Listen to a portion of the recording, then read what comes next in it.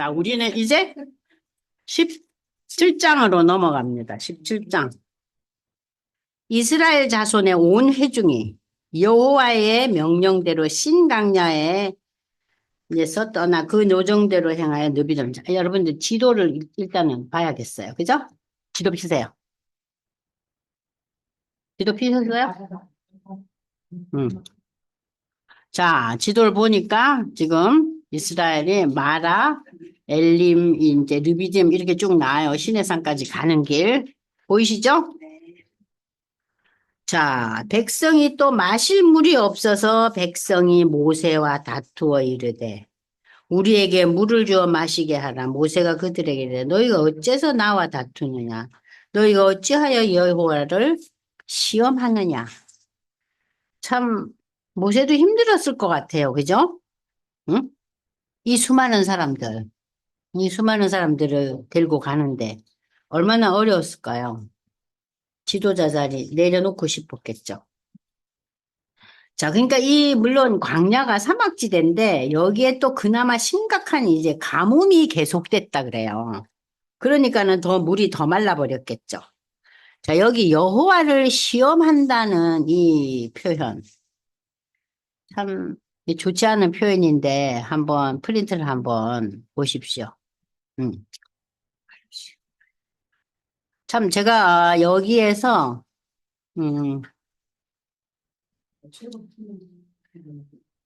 음, 여호와를 시험하냐. 모세를 원망하는 거는 여기서 하나님이 모세에게 부여하신 권위를 무시하는 행위다.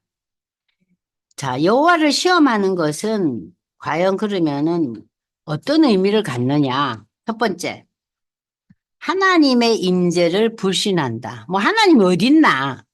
목이 마르고 지금 살 수가 없는데 하나님은 어디 계셔? 그러니까 하나님의 임재를 불신하고 두 번째, 애굽에서 저들을 해방한 하나님의 은혜를 망각한 것이며 은혜를 잊어버린다는 거예요. 응? 그다음에 세 번째, 하나님께 반항함으로 하나님을 경록케 하는 범죄 행위다. 범죄 행위다. 이렇게 이제 여호와 하나님을 시험하느냐고 지금 이제 모세가 야단을 치는 거죠. 거기서 백성이 목이 말라 물을 찾으며 그들이 모세에게 대하여 원망하여 당신이 어째서 우리를 애굽에서 인도해내서 우리가 우리 자녀와 우리가 죽이 목말라 죽게 하나. 꼭 똑같은 얘기를 하죠. 왜 애굽에서 끌어내가지고 우리를 뭐 고기 까마귀에 앉아 살았다느니 엉뚱한 소리 계속하는 거예요. 모세가 여호와께 부르짖어 내가 이 백성에게 어떻게 하리까? 그들이 조금 있으면은 하나님 나한테 돌을 던질 판입니다. 아이고 어쩌면 좋아요. 이제 하나님한테 읍소하는 거예요. 여호와께서 모세에게 이르시되 백성 앞을 지나서 이스라엘의 장로들 리더들을 데리고 나일강을 치던 네 지팡이 하나님 지팡이 주셨잖아요. 그 지팡이를 손에 잡고 가거라.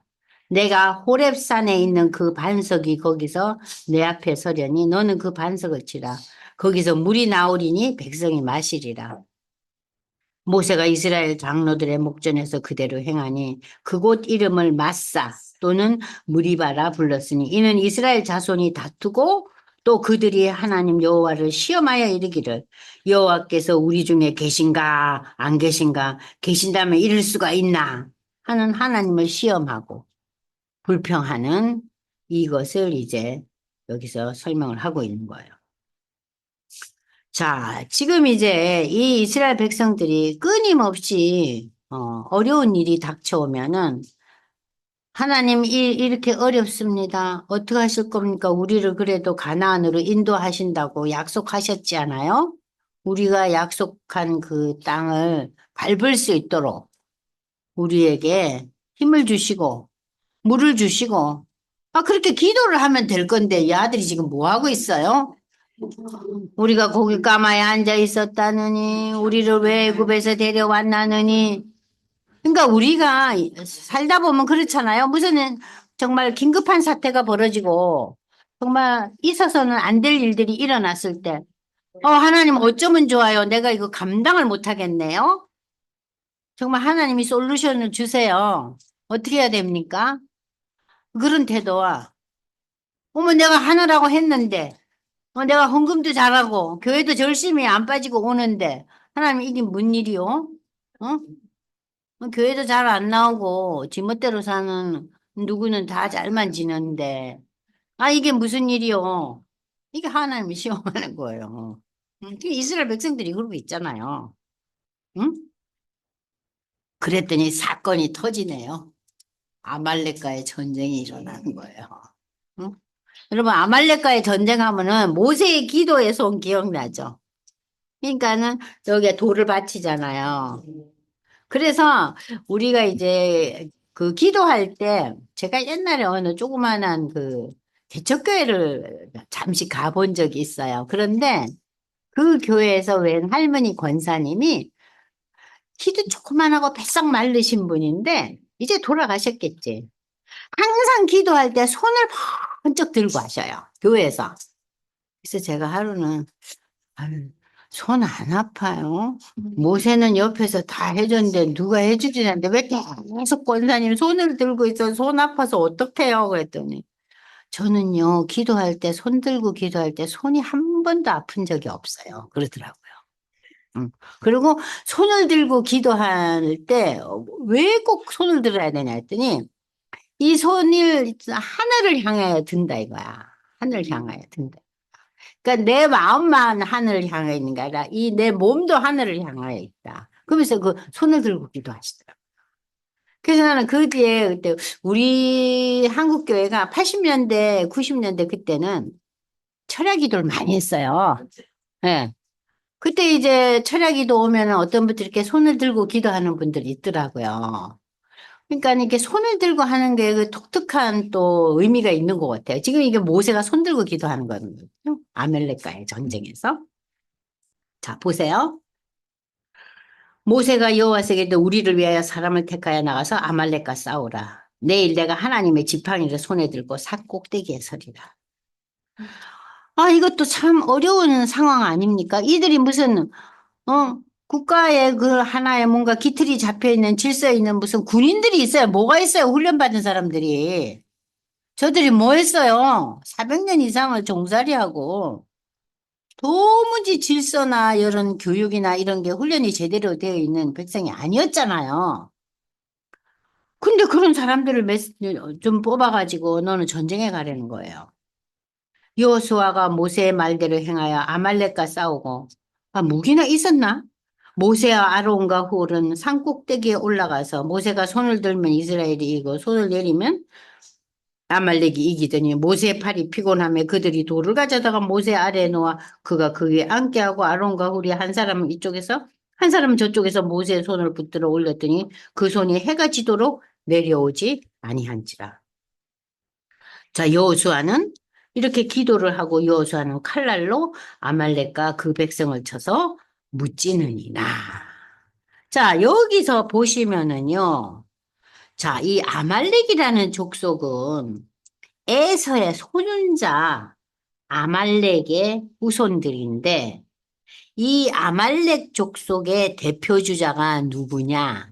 여러분 에스더 기억나시죠? 네. 에스더와 하만 기억나죠? 네. 그 하만이 아말렉의 후손이에요. 그 못된 인간의 대표 주자 중에 한 사람이 하만 아니에요? 네. 그죠? 이 하만이 아말렉의 후손이에요. 응? 자, 이 출애굽을 한 이 이스라엘 백성들을 제일 먼저 못 살게 공격한 족속이 아말렉 족속이란 말이에요. 응? 아말렉 족속. 이들은 유목민이었고 유목민으로서 뭐 양과 염소를 칠 뿐만 아니라 지나가는 뭐 무슨 상인들이나 누가 있으면 그들을 약탈해서 먹고 사는 그런 호전적인 부족이었다 그래요. 응? 그리고 여기에 그 모세가 양옆에 아론과 훌을 이렇게 손을 이렇게 받치게 했는데 훌은 누구냐? 모세의 여동생 미리암의 남편이었어요. 예, 미리암의 남편이었어요. 응? 그리고 이제 그 그는 유다 지파 갈렙의 후손으로 손자가 그 유명한 부사렐, 성막을 건축한 부사렐이에요. 자, 본문으로 넘어갑니다. 자, 그래서 이제 한편으로는 전쟁에 나가서 싸우지만 한편으로는 뭘 합니까? 모세와 아론과 훌이 하나가 돼서 합심 기도하는 거예요. 여호와께서 모세에게 이르시되 14절입니다. 이것을 책에 기록하여 기념하게 하고 여호수아의 귀에 외워 들리라. 내가 아말렉을 없이 하여 천하에서 기억도 못하게 하리라. 왜냐?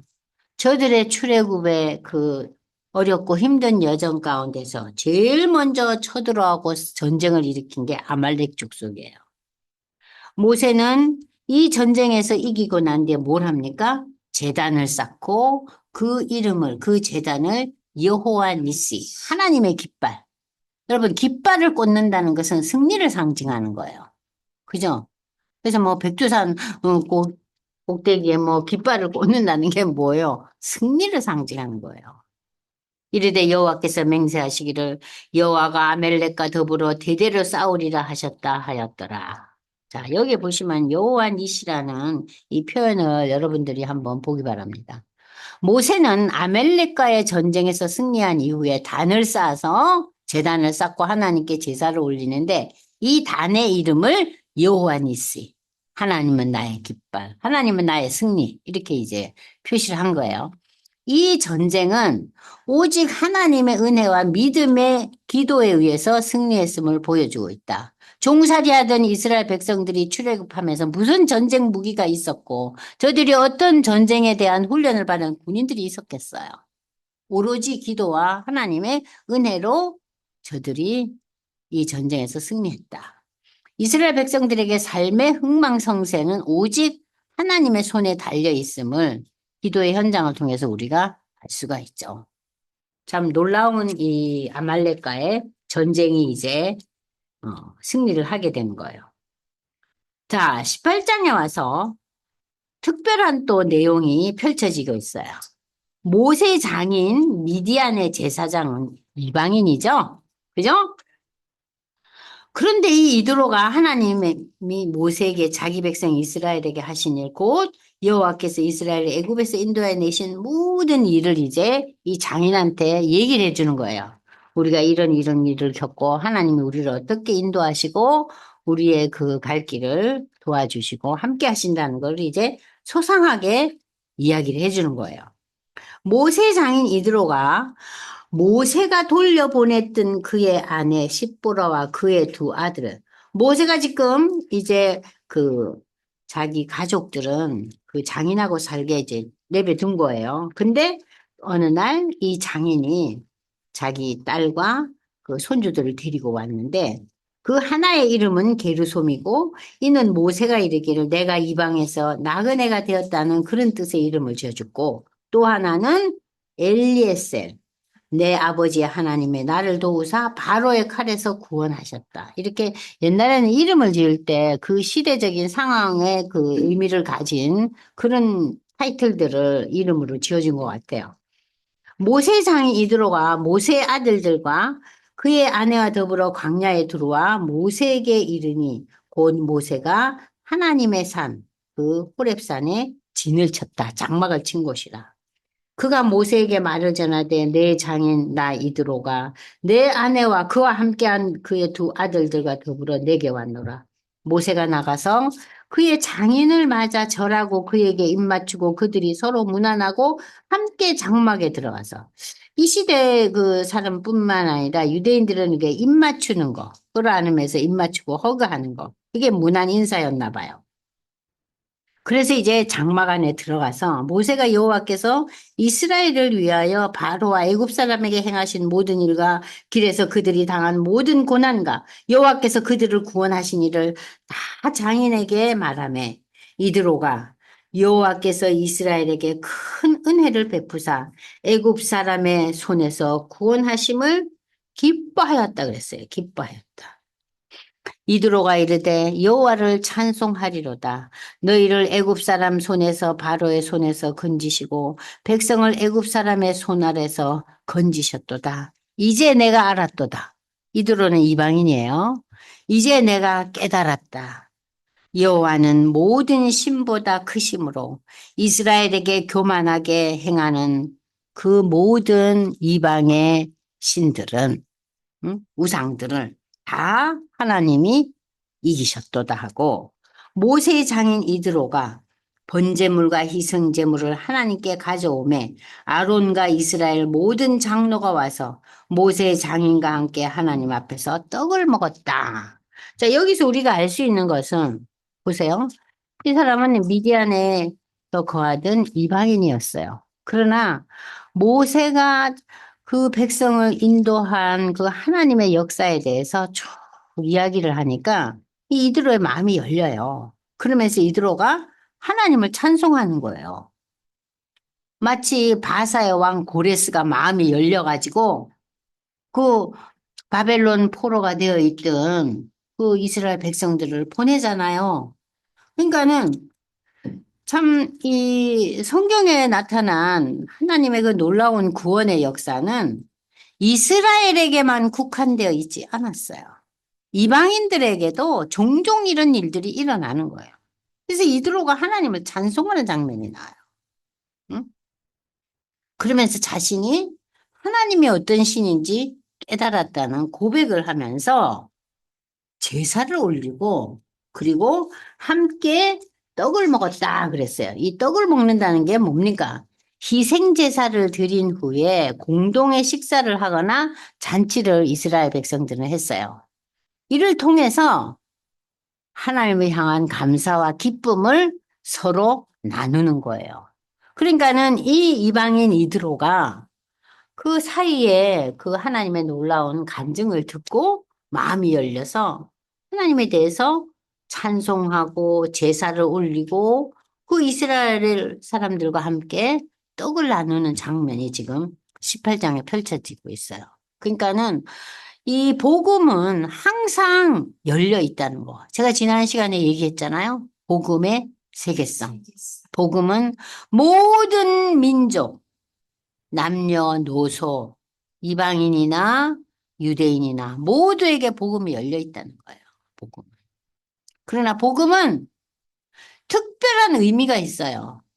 복음은 예수에 대한 신앙 고백이 없이는 구원을 받을 수가 없다는 거예요. 그게 뭐예요? 복음의 특수성이라 그랬죠? 그러니까 복음의 세계성, 복음의 특수성을 여러분이 한 맥락 속에서 받아들여야 돼요. 그러니까 구원은 누구에게 온다? 예수밖에 없다는 거예요. 그러나 이 구원의 문은 모두에게 열려 있다.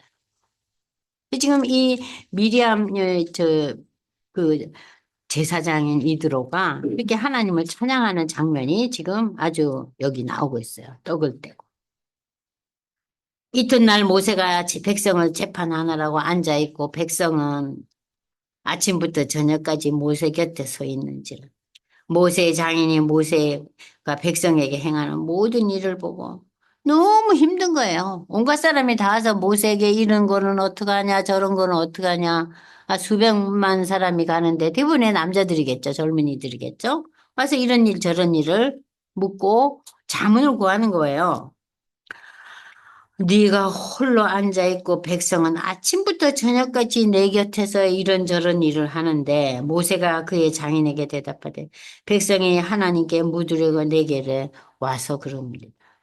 그들이 일이 있으면 내게로 오나니 내가 그 양쪽을 재판하여. 그러니까 송사가 난 경우가 더 많은 거예요. 뭘 질문을 하러 온 것이 아니라. 이럴 때 당신은 누구 편을 들어줄 거냐? 내가 옳으냐 저쪽이 옳으냐? 이 재판해 달라는 거예요. 모세가 그의 장인에게 대답하되 백성이 하나님께 물으려고 나한테로 옵니다. 그들이 일이 있으면 내게로 오나니 내가 그 양쪽을 재판하여 하나님의 율례와 법도를 알게 하나이다. 모세의 장인이 그에게 이르되 내가 하는 것이 옳지 못하도다 그래요. 내가 하는 것이 옳지 못하다 그러는 거예요. 이 이드로가. 무엇이 옳지 못하느냐? 자, 너와 또 너와 함께한 이 백성이 기력이 쇠하리니 이 일이 내게 너무 중함이라 내가 혼자 할 수 없는데 왜 네 혼자서 이 많은 일들을 맡아가지고 기력이 쇠진하고 기력이 쇠진하다 보면은 사람이 실수하잖아요. 우리가 늙으면 노망 들듯이, 그죠? 너무 일이 많으니까 모세가 잘못 판단할 수 있고 잘못 재판할 수 있잖아요. 너와 또 너와 함께한 이 백성이 필경 기력이 세하나. 이 일이 너한테 너무 과중된다. 네가 절대 일을 혼자 할 수 없다. 이제 내 말을 들으라. 내가 내게 방침을 가르치리니 하나님이 너와 함께 계실지로다. 아, 이방인이 말이에요. 하나님이 너와 함께 계시다. 너는 하나님 앞에서 너 백성을 위하여 그 사건들을 하나님께 가져오며 그들에게 율례와 법도를 가르쳐서 마땅히 갈 길과 할 일을 그들에게 보이고 너는 또 온 백성 가운데서 능력 있는 사람들은 어떤 사람이냐? 하나님을 두려워하고 진실하며 불의한 이익을 미워하는. 그러니까 이익을 위해서 날뛰는 자가 아니라는 거예요. 백성 위에 세워 천부장, 백부장, 오십부장, 십부장을 삼아서 뽑으라는 거예요. 그들이 때를 따라 백성을 재판하게 하라. 큰일, 정말 어려웠고 힘든 일들은 모두 내게 가져갈 것이요. 작고 사소한 일들은 그들이 스스로 재판하거나 십부장이나 오십부장, 백부장에게 가게 하라 이거예요. 그리하면 그들이 너와 함께 담당할 것인즉 일이 내게 쉬우리라. 내가 만일 이 일을 하고 하나님께서도 내게 허락하시면 내가 이 일을 담당하고 이 모든 백성도 자기 곳으로 평안히 가리라. 그러니까는 이 이드로가 그 미디안의 제사장이 지혜로운 제안을 해오는 거예요.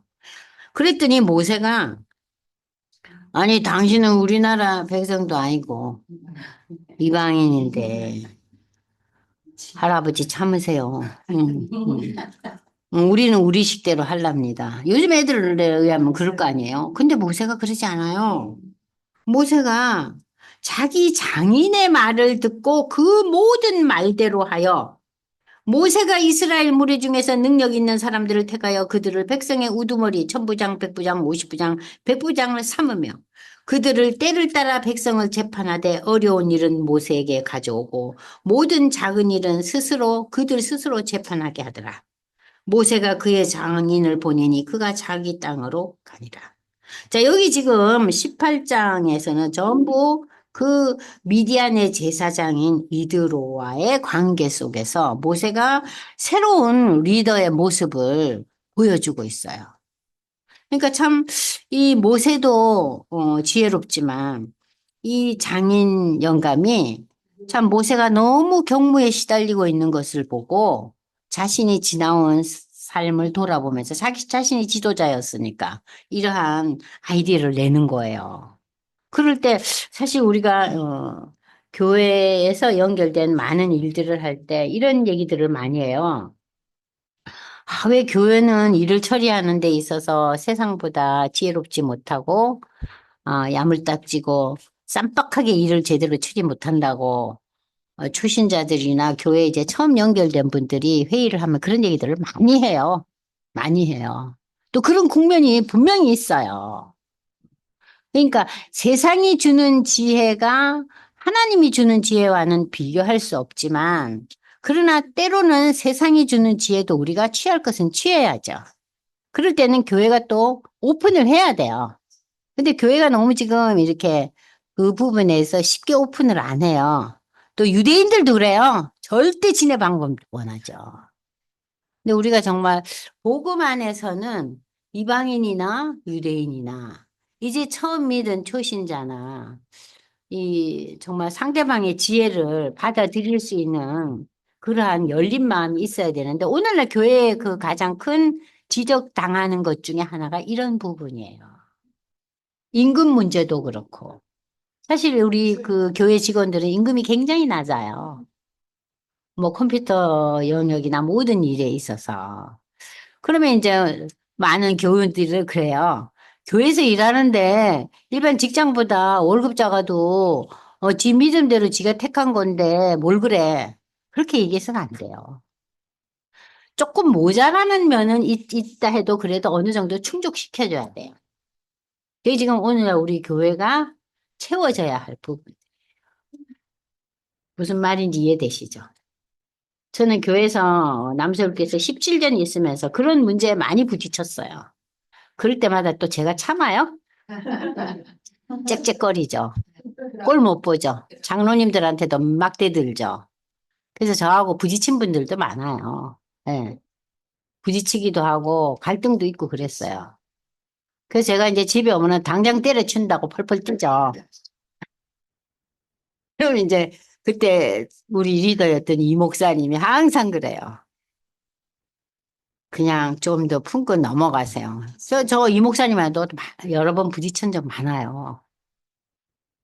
근데 이제 그럴 때마다 평소에는 그렇게 부딪혔던 우리 남편이 이 말이 틀린 건 아니지만 하루아침에 그게 어떻게 이루어지냐? 응? 그렇게 성질을 내고 펄펄 뛴다고 되냐? 그러면서 제발 좀 뛰지 말라고. 그래서 좀 펄펄 뛰는 거를 나중엔 좀 많이 줄였죠. 처음엔 많이 부딪혔어요. 특히 무슨 이런 그 교회에서 하는 그 유치원, 어린이집 이런 사역할 때 세상 사람들이 하는 방법과 교회가 많이 상충되는 게 많이 있었어요. 그때 제가 굉장히 힘들었는데 그런 부분은 이제 교회도 좀 이렇게 좀 오픈을 해야 되지 않나 그런 생각이 들더라고요. 근데 지금 제가 오늘 이 본문을 보면서 그 생각이 많이 들더라고요. 옛날 일 많이 생각나더라고요.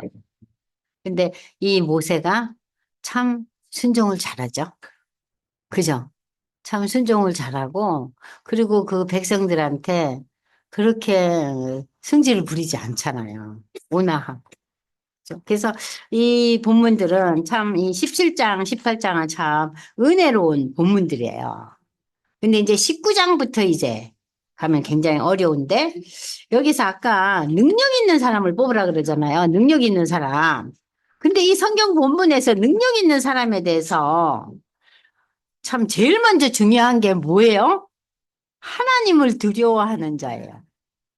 능력 있는 자의 첫 번째 순서가 뭐예요? 하나님을 두려워하는 자. 진실하며 불유한 이익을 미워하는 자.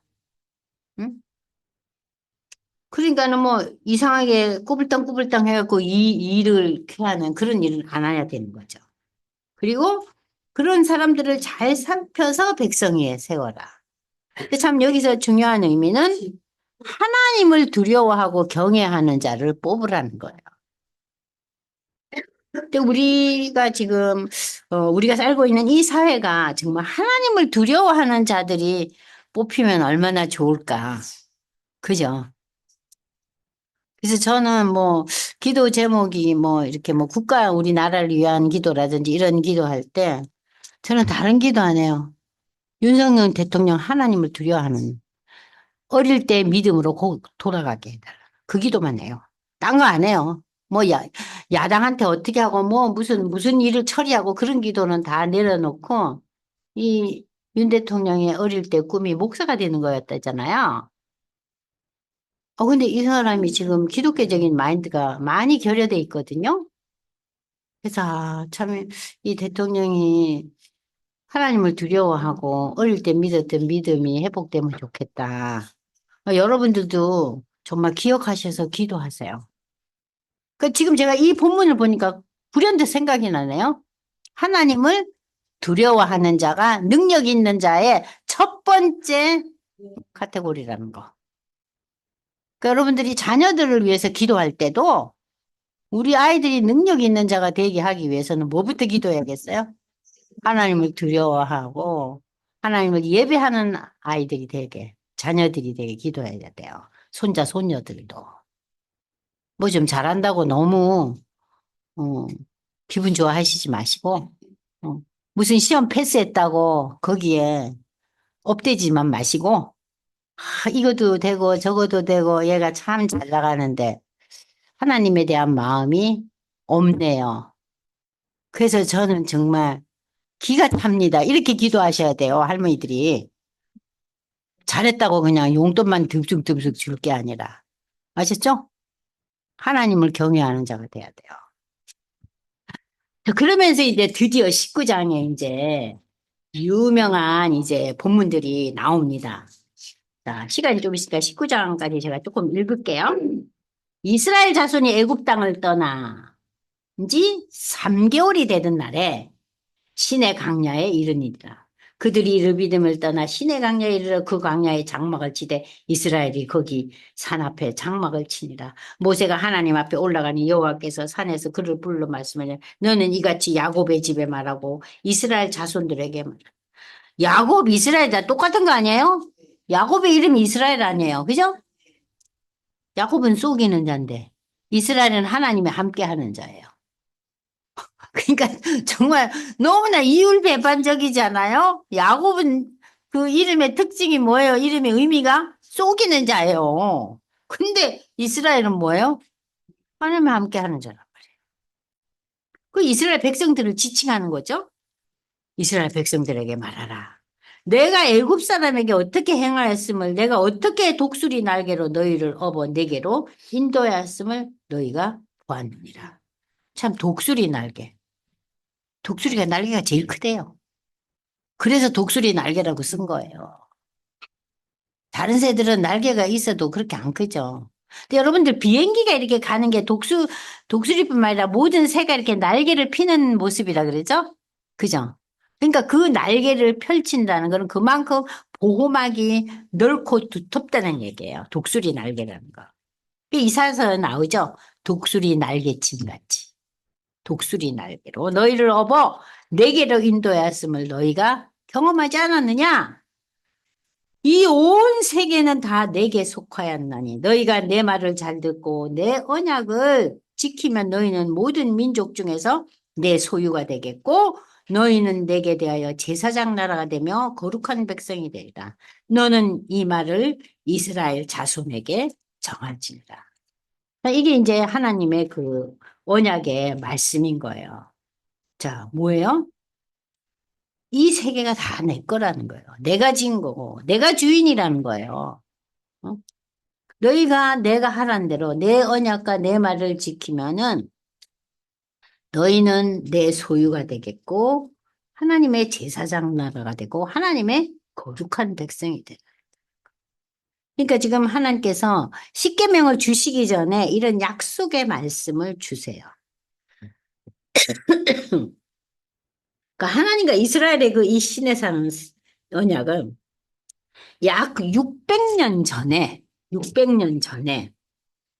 아브라함과 그의 후손들에게 하신 언약이 계승되고 확장된 겁니다. 무슨 얘기인지 아시겠죠? 아브라함에게 약속을 주셨잖아요. 하나님의 그러니까 축복을 누리려면 하나님의 언약에 대한 믿음과 순종이 우선되어야 함을 강조하고 있다. 여러분 지금 이 19장 5절 6절의 말씀이 시내산 언약, 모세 언약이란데요. 시내산 언약, 모세 언약. 그러니까 하나님께 순종하면은 너희는 내 소유가 되겠고 거룩한 백성이 되고 제사장의 나라가 될 거다. 그것이 하나님과 이스라엘이 맺은 언약, 모세 언약, 시내산 언약입니다. 자, 오늘 제가 여기까지 할 거예요. 그러니까 모세 언약, 시내산 언약 이제 아시겠죠? 그러니까 이 언약을 하고 난 뒤에 하나님께서 모세를 통해서 뭘 줘요? 십계명을 주셔요. 그러니까 하나님은 항상 미리 말씀을 주셔서 우리가 준비하게 해놓으셔요. 그리고 이제 십계명을 받는 장면이 그 다음에 나와요. 아셨죠? 네. 자, 오늘 공부하시면서 뭐 좀 어려운 부분 있었어요? 오늘은 그래도 좀 쉽죠? 훨씬 쉽죠? 그죠? 근데 이제 다음번에 십계명 할 때는 쉽지 않아요. 십계명 할 때부터는 조금 어려워요. 그 해석을 다 이제 이해를 하고 넘어가려면. 그러니까 여러분들이 지금 1장부터 20장이 십계명 나오는 거거든요. 그러면 19장 20장까지 1장에서부터 20장까지 읽으면은 출애굽기가 40장이거든요. 그러면 1장에서부터 24장까지가 모세를 통하여 이스라엘 백성이 이제 전진하면서 말씀 받는 장면이고요. 25장부터 성막을 짓는 거예요. 그러니까 25장부터가 여러분들이 조금 부담스러운 부분들이 많아요. 여러 가지 만드는 얘기가 많이 나오기 때문에 그러나 이번 기회에 왜 성막을 만들고 왜 지성소, 성소 이렇게 복잡하게 이런 것들을 다 만들었느냐. 그 모든 성막과 성소에 연결되어 있는 모든 것들은 예수 그리스도와 연결되어 있어요. 그것을 기억하시면 하나도 지루하지 않아요. 그러니까 요번 주에요. 1장에서부터 20장까지 한번 쭉 읽어보세요. 공부한 거, 복습도 할 겸. 아셨죠? 오늘 우리 여기 들어오신 분들은 아무도 안 들어오셨네? 음소거 해제 하는데도 안 오시네? 이거 켜놓고 어디 도망가고 놀러 가셨나? 글쎄, 안 권사님도 음소거 해제 요청을 하는데 아무도 받아들이지를 않아요. 음소거 해제 요청에 본인들이 얘기를 해야지 이게 말이 오거든요. 네. 그럼 하여튼 여러분들이 이번 한 주 동안 출애굽기 40장 중에서 반을 읽으시는 거예요. 네? 반을 쭉 한번 전체적으로 정독하고 오세요. 아셨죠? 기도하고 마치겠습니다. 하나님 아버지, 오늘도 저희에게 건강을 주시고 또 우리에게 하나님의 말씀에 대한 열린 마음 주셔서 모여서 이 출애굽기를 읽으며 공부하게 하시니 감사합니다. 우리가 나누고 들은 이 말씀들이 정말 찬송처럼 달고 오묘한 말씀이 되어 우리의 삶에 큰 기준점이 되게 하시고 세상의 어떤 유혹과 세상의 어떤 멋진 질서와 멋진 가치관에 우리가 휩쓸리지 않도록 하나님 우리를 인도하여 주시옵소서. 오늘도 우리에게 말씀으로 함께 해주심을 감사드리며 예수님의 이름으로 기도드리옵나이다. 아멘. 수고하셨어요.